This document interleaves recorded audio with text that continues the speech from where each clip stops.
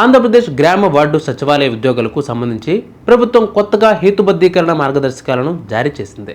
2025 మే 31 నాటికి 5 ఏళ్ల సేవ పూర్తి చేసుకున్న ఉద్యోగులను తప్పనిసరిగా బదిలీ చేయాల్సిందేనని స్పష్టం చేసింది.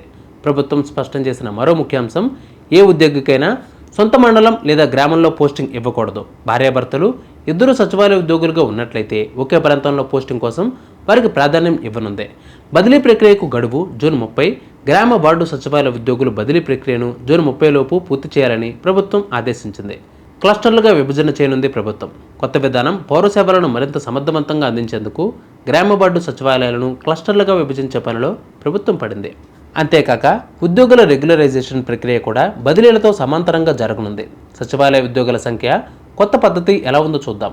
ఏ కేటగిరీ సచివాలయం 6 మంది ఉద్యోగులు ఉన్నారు. అలాగే బి కేటగిరీ సచివాలయంలో 7 మంది, సి కేటగిరీ సచివాలయంలో 8 మంది ఉద్యోగులు. మిగిలిన ఉద్యోగులను ఇతర శాఖలలో సర్దుబాటు చేస్తారు. 80% మంది ఉద్యోగులకు బదిలీ 2024 సెప్టెంబర్లో జరిగిన సాధారణ బదిలీల్లో ఇప్పటిదాకా కేవలం 20% ఉద్యోగులకే కౌన్సిలింగ్ ద్వారా బదిలీ జరిగింది. తాజాగా ఇక 80% మందికి పైగా ఉద్యోగులను బదిలీ చేయనున్నట్లు సమాచారం ఇచ్చింది ప్రభుత్వం.